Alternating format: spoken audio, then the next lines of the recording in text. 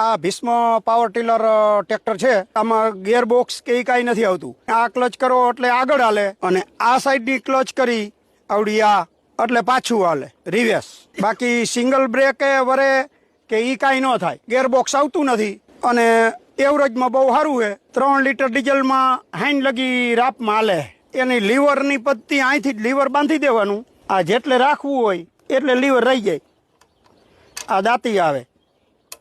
બાકી બીજું કાંઈ ઉમાંથી લીવર મારવાનું કાંઈ નહીં. રેસ જેટલું રાખવું એટલું રાખી અને હાંકવાનું ટ્રેક્ટર. આમાં દવા છાંટવાનો પંપ આવે. અહીંયા ટાંકી આવે છે 50 લીટરની. આ સ્ટેન્જ ઉપર ટાંકી આવી જાય.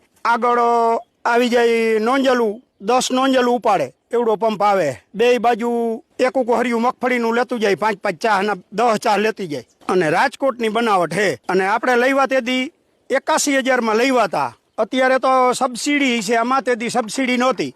અને આ એનું હેન્ડલ.